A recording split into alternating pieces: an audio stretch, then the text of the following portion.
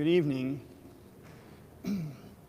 This is the first time in my 16 years here at St. John's we've done this service, and it's actually the first time as a priest I've attended this service. The last time I attended the Vespers for the Chimises was in 1997 when I was a deacon at the Chimises Church in Somerville, Massachusetts. All the areas where I've served in Connecticut and North Carolina and here, there isn't a church of Chimises where everyone goes for the great Vespers. And this year, I decided to offer this service, actually because of the pandemic. I have that to credit. Something good came out of our pandemic this year, because we didn't have, during Holy Week, the ability to have the big kuvuklion out. Felix made me the small kuvuklion, and we laid the epitaph of Christ in the small kuvuklion. Hopefully next year at Holy Week, we'll have the big kuvuklion, and we'll put the embroidery of Christ in there. And because we have this secondary kuvuklion now, I decided to get an epitaph of the Virgin Mary, of the Dormition, to lay in this secondary kuvuklion. I never believed that we should use the tomb of Christ twice in a year. That should be only for Christ. But now we have this other tomb, so we got an epitaph of the Panagia. Now, hopefully next year we will be out of the pandemic and we'll have more people here because they'll hear about this service. We don't do Vespers very often in the church. That's too bad, but with lack of personnel and lack of people, it becomes something that isn't done in most parishes except on big occasions like this one, and on St. John the Baptist and on very few other days. So what is Vespers and why are we doing it? Well, the first thing is the liturgical day for the Orthodox begins at sunset, the way it does for the Jews. So when the sun sets on today, as it's setting now, we end the 14th and we begin the 15th. And tomorrow morning, we finish the 15th, and tomorrow night, if we were to come back, we are already for the 16th. So why is that important? Because we have two parts of the Bible, the Old Testament and the New Testament. And the Old Testament foreshadows the New Testament, and the New Testament completes the Old Testament. So we're taking this feast of the Virgin Mary, and we're having the preview, if you will, tonight. Because in the service tonight, we heard a lot of the Old Testament. In fact, we heard none of the New Testament. We had the Psalm 104 that Joanna read, and Charlie and I chanted the last 10 verses of it. We had 3 prophecy readings from the Old Testament. We did not bring out the gospel tonight. So all the things that we're doing tonight have to do with the Old Testament. And tomorrow, when we gather for the liturgy, we'll complete the feast by going to the New Testament. We'll have a gospel reading, and we'll receive Holy Communion. That is the New Covenant. So tonight, we are in the Old Covenant. That's why there's no Holy Communion tonight. And then everything is completed with the Divine Liturgy. And so today is a foreshadowing from the Old Testament of this feast. Now, what's important about this feast? We heard in the prophecy readings of the concept of a ladder. And we heard the story of Jacob's ladder from Genesis. And what is important about that? When God created the world out of love, and He intended for us to live in unity with Him and to love Him. The fall of mankind put man away from God. And the Virgin Mary becomes the ladder from earth to heaven. God needed to come down in order to right the wrongs of humanity and to show us how we're going to live. But how was God going to do that? He did that through one of us. He did that through one of us, through the Virgin Mary, in which He came as a baby. And so He came down from heaven to earth on a ladder, so to speak, that is represented by the Virgin Mary. And the Virgin Mary paves the way for us to go to heaven. Now, if the story ended with the resurrection and the ascension, that would have been impressive.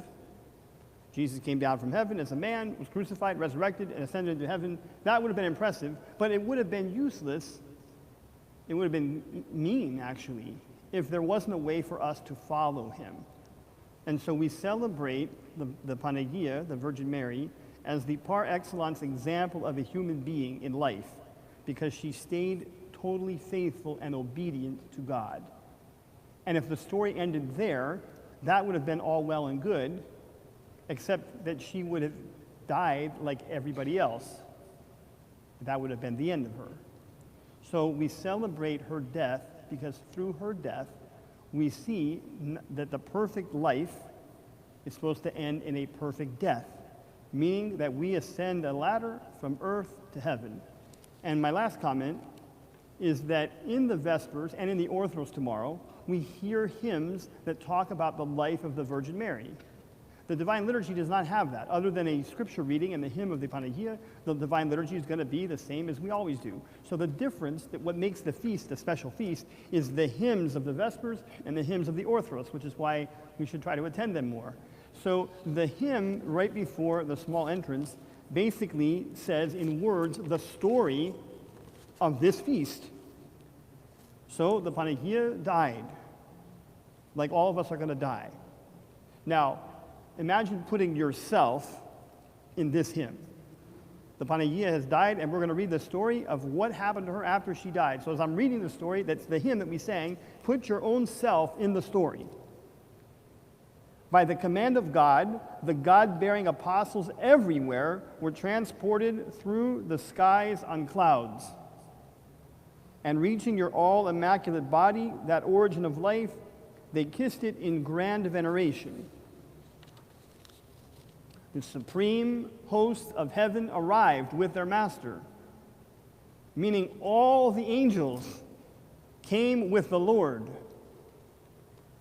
And seized with awe, they ushered your inviolate body, which had hosted God, high above the earth. They went before you, and invisibly they shouted to the angelic orders above them, behold, the Queen of all, the Mother of God, has arrived. Now, we are not the Theotokos in the sense that we do not host God in our womb and give birth to him, but we are like the Theotokos because through Holy Communion, we host God in us. If you receive communion and we put the body and blood of Christ in you, you become a Theotokos. You become a host of God, a carrier of God. So like the angels worship this carrier of God, they will come and they will sing their praises for us. Lift up the gates and give a formal heavenly reception to the Mother of the everlasting light. Now imagine that. If you died, and of course we're all sad when somebody dies here. We're all sad in the human way. But imagine if we sent invitations out for the funeral, the way you send them out to a wedding, and we say, you know, so-and-so, the son of so-and-so is marrying so-and-so, the daughter of so-and-so.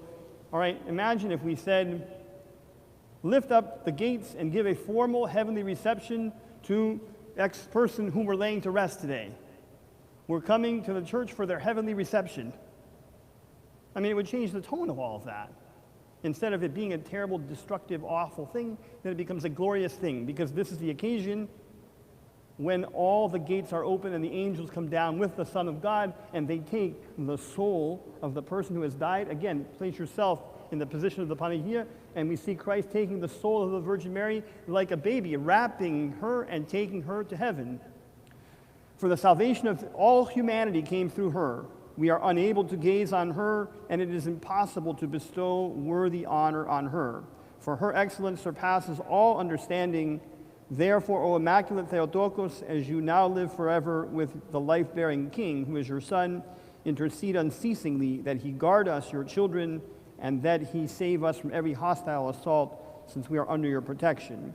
And to the ages with splendor we call you blessed. So that is why we've gathered tonight. Now, we're going to leave the kuvuklion, that's the tomb, and the epitaphio, the embroidery. We're going to leave that on the solea here for the next 9 days. Every feast day in the church has a beginning, which is today, and it has what's called an apodosis, a leave-taking. So if you came to church in the last week, on August 6th, we celebrated the Transfiguration, and the apodosis of the Transfiguration was yesterday. So at every service, between the 6th and the 13th, we sang the hymn of the Transfiguration. So at every service from now until the 23rd of August, which is the apodosis of the Kimisis, we're going to sing the hymn of the Kimisis that we sang tonight, and we're going to have her icon displayed, not over there, but here in the tomb in the prominent way. So that will be tomorrow and Sunday, and next week, Paraklesis, Saturday and Sunday, and after the 23rd, then we'll put this away until next year. So thank you for being here. Thank you for coming and honoring the Panagia on this feast day. It is a burden, and I think of it often. We're not supposed to venerate the icons here. Just come and bow to them. I venerate the icons in a way that's actually heavy, and when I think about it, it makes me almost cry. Like one person from this community is going to do this, quote, the right way, and that's me representing all of you. So one person does this representing you. The rest of you just come, make your cross, bow, make a medallion if you want to, bow to the Panachia, and next year I hope and pray that we'll all venerate her. I don't like carrying this burden. I don't like that at all, and I can't wait to release it back to you, which is where it belongs. Again, we'll have Orthros tomorrow, 8:45, Divine Liturgy, 10 o'clock, and we'll have many services during the week. Thank you for being here. God bless you. If you are a Maria or a Despina or a Panayotis, PJ, Mary, Mas, Mary, any other Marias here? Or if you're a Panayoti, a Panayota, Virginia, all those names are honored in this feast day today. Thank you to Skip and Jeannie for being outside, getting us in here. Thank you for Angie and Calliope who decorated this during Holy Week, and we will keep it now for a long time. Sia took care of the icon over there. Thank you for that. Joanna and Charlie chanted, and Elias was in the altar. So God bless you, Chronio Pola, for this feast day.